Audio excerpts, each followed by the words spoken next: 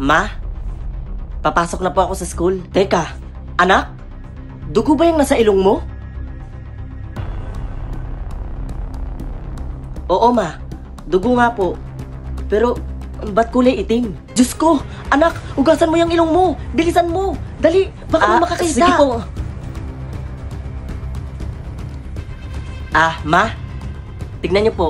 Natanggal ko na po yung nasa ilong ko. Pwede na po ba akong pumasok sa school? Oo, anak. Basta wag na wag mong sasabihin sa iba ang kulay ng dugo mo, ha? Po? Bakit naman po? Hindi kasi natin alam, anak, kung ano nangyari sa'yo. Basta mamaya, ipapacheck up kita sa doktor. Sige po, ma. Pasok na po ako, ha? Sige, anak. Mag-iingat ka, ha?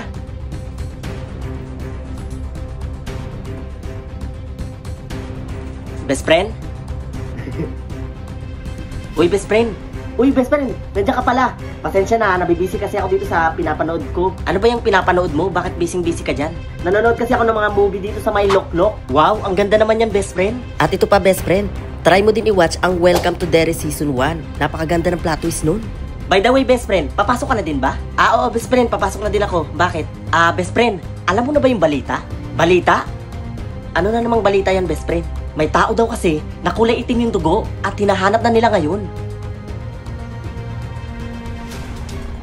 Ganun ba? Oo, best friend. Na-check mo na ba yung dugo mo? Oo. Pula naman siya, best friend.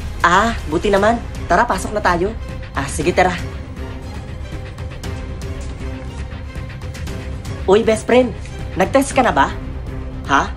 Test ng ano? Tinitest daw kasi ang dugo ng mga estudyante at meron sa kaedad natin na kulay itim daw ang dugo. Hindi pa eh. O siya, tara, best friend. Sabay na tayo. Okay, next. Patingin ng kamay mo. Kukuha lang kami ng konti sa dugo mo. Ha? Sir, kulay itim po yung dugo niya. Huliin niyo siya. Teka lang po. Saan niyo po ko dadalhin? Basta, sumama ka na lang sa amin.